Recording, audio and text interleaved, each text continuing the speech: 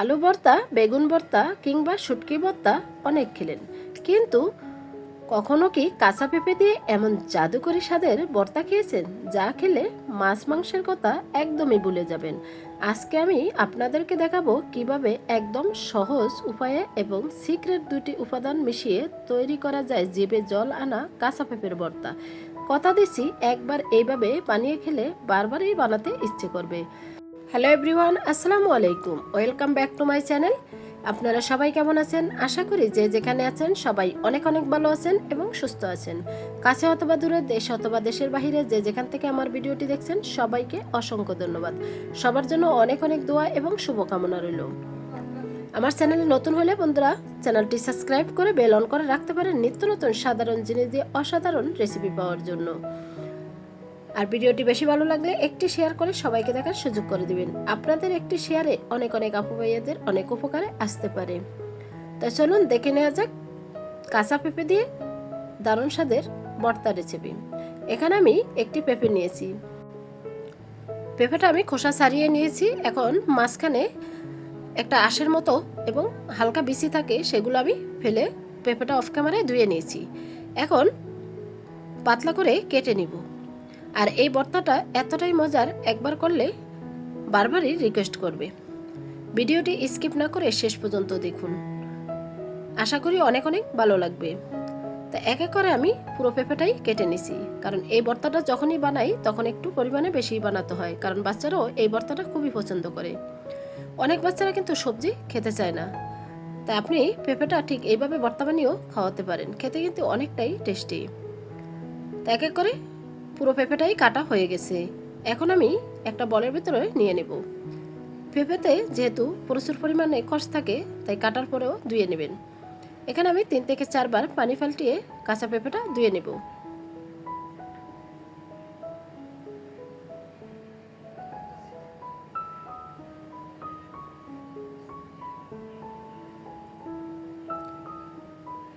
তিন থেকে 4 বার পানি পাল্টিয়ে ধোয়া হয়ে গেছে। এখন আমি একটা প্লেটে তুলে নিচ্ছি। চলে আসলাম কিচেনে। আগে থেকে প্যান বসিয়ে পানিটা দিয়ে রেখেছি। পানিটা গরম হয়ে গেছে। এখন নেড়ে ছেড়ে ঢাকা চাপা দিয়ে রেখে দিব যতক্ষণ পর্যন্ত পেঁপেগুলো সিদ্ধ না হয়। আপনারা চাইলে খুব দ্রুত যদি সিদ্ধ করতে চান তাহলে প্রেসার কুকারে দিয়েও একটা সিটি দিয়ে নিলেও হয়ে যাবে। এখন আমি ঢাকা দিয়ে রেখে দিছি বেশ কিছুক্ষণ পর ফিরে আসছি। ঢাকা তুলে নিলাম। দেখতেই পাচ্ছেন পেঁপেগুলো একদম সিদ্ধ হয়ে গেছে। এখন আমি পেঁপেগুলো পানি থেকে জড়িয়ে একটা প্লেটে তুলে নিব। যারা কখনো পেঁপে পছন্দ করে না তারাও কিন্তু এই রেসিপিটি যদি খাবার টেবিলে থাকে অনায়াসে খেয়ে নেবে, কথা দিলাম, কারণ এই ভর্তা রেসিপিটি এতটাই মজাদার। তো এক এক করে সবটুকু পেঁপে আমি তুলে নিচ্ছি।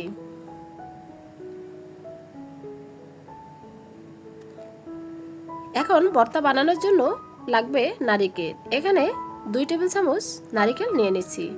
নারিকেলটা বাটনাতে আমি বেটে নিব। আজকের ভর্তাটা আমি কাঁচামরিচ দিয়ে করব। ভিডিওটি দেখলে শেষ পর্যন্ত আশা করি বুঝতে পারবেন। তা নারিকেলটা একদম মিহি করে বেটে নিচ্ছি। এই পেঁপে ভর্তাতে নারিকেল এবং সরিষাটা অবশ্যই দিবেন, কারণ এই দুইটি জিনিস দেওয়ার কারণে ভর্তার স্বাদ কিন্তু বহুগুণে বেড়ে গেছে। এখন এখানে আমি 4 থেকে 5 পিস কাঁচামরিচ বেটে নিচ্ছি। আর কাঁচামরিচটা আপনারা চাইলে বেজেও নিতে পারেন। আমি কাঁচাই বেটে নিচ্ছি একসাথে।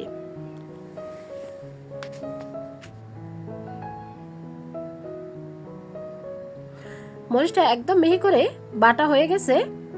এখন আমি দিয়েছি হাফ টেবিল চামচ সরিষাটাও একদম মিহি করে বেটে নিব। আপনারা চাইলে সবগুলো উপকরণ একসাথে অ্যাড করে ব্লেন্ডার করেও নিতে। আমি বাটনাতেই বেটে নিচ্ছি।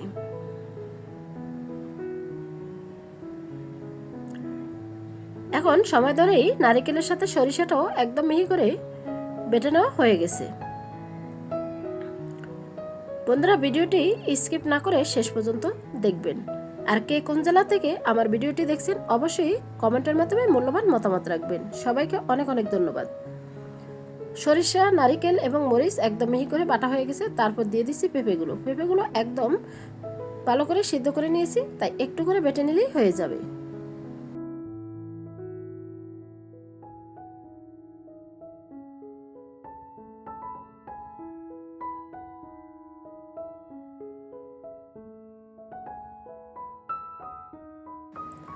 এখন বাটা হয়ে গেছে, এখন হাত দিয়ে সবগুলো উপকরণ অ্যাড করে নিচ্ছি।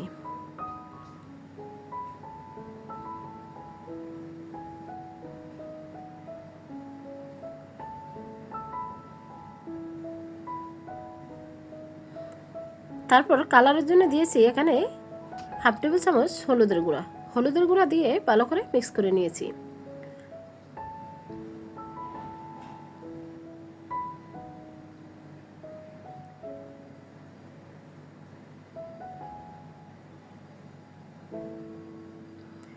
এখন পেঁপেটা পুরোপুরি রেডি হয়ে গেছে। এখন লাগবে বড় সাইজের দুটি পেঁয়াজ। আমি দুটি বড় সাইজের পেঁয়াজ একদম ছোট করে কেটে নিব। এই ভর্তাটা যখনই বানাবেন পেঁয়াজের পরিমাণটা একটু বেশি দিবেন, তাহলে খেতে কিন্তু ভীষণ টেস্টি হবে। তো এক এক করে দুইটি পেঁয়াজই আমি কেটে নিচ্ছি।